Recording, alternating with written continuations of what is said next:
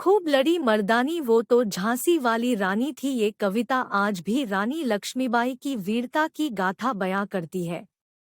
ऐसे वक्त में जब एक एक कर राजा अंग्रेजों के सामने घुटने टेक रहे थे, तब ये रानी लक्ष्मीबाई ही थी जिन्होंने अंग्रेजों का डटकर मुकाबला किया। उन्होंने अंग्रेजों को नाको चने चबवा दिए। आइए जानते हैं उनके जीवन के बारे में। झांसी की रानी लक्ष्मीबाई का जन्म 19 नवंबर 1835 को काशी, वाराणसी में महाराष्ट्रियन कराड़े ब्राह्मण परिवार में हुआ। उनके पिता का नाम मोरोपंत तांबे और माता का नाम भागीरथी बाई था। माता पिता ने उनका नाम मणिकर्णिका रखा। सभी उन्हें प्यार से मनुखा कर पुकारते थे। मोरोपंत मराठी थे और मराठा बाजीराव की सेवा करते थे। मनु जब मात्र 4 वर्ष की थी तभी उनकी माता की मृत्यु हो गई। मनु ने बचपन में ही शस्त्र और शास्त्र दोनों की ही शिक्षा ली। इस दौरान लोग उन्हें प्यार से छबीली के नाम से भी पुकारने लगे। वर्ष 1850 को उनका विवाह झांसी के महाराजा गंगाधर राव के साथ हो गया और वे झांसी की रानी बन गई। विवाह पश्चात उनका नाम लक्ष्मीबाई रखा गया।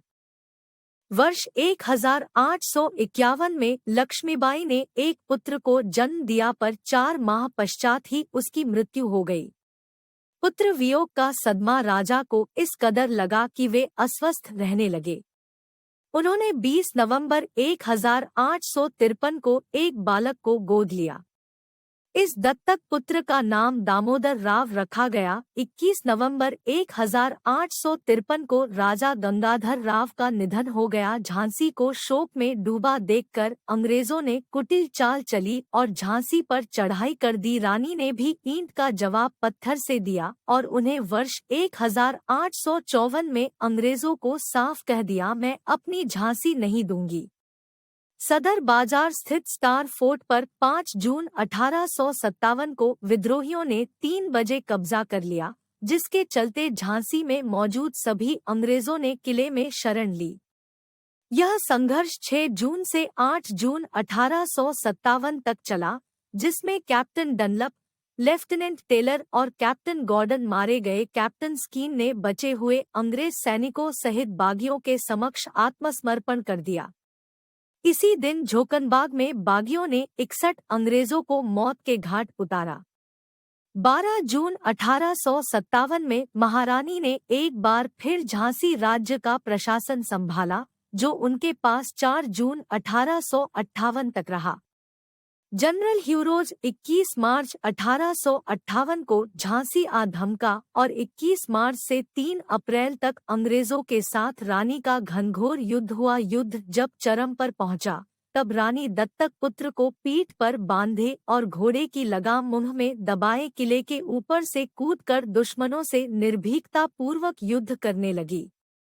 अपने सलाहकारों की सलाह से 3 अप्रैल 1858 को रानी आधी रात के समय 4 से 5 घुड़सवारों के साथ कालपी की ओर रवाना हुई। अंग्रेज सैनिकों ने उनका पीछा किया, पर वे हाथ नहीं आई। 17 जून 1858 को महारानी ग्वालियर पहुंची, जहां उनका अंग्रेजों से पुनः युद्ध प्रारंभ हुआ और रानी के भयंकर प्रहारों से अंग्रेज सेना को पीछे हटना पड़ा। 18 जून 1858 को ह्यूरोज स्वयं युद्ध भूमि में आ डटा। अब रानी ने दामोदर राव को रामचंद्र देशमुख को सौंपकर अंग्रेजों से युद्ध करते हुए सोनरेखा नाले की ओर बढ़ चली, किंतु दुर्भाग्यवश रानी का घोड़ा इस नाले को पार नहीं कर सका। उसी समय पीछे से एक अंग्रेज सैनिक ने रानी पर तलवार से हमला कर दिया, जिससे उन्हें काफी चोट आई और 18 जून 1858 को 23 वर्ष की आयु में वे वीरगति को प्राप्त हुई।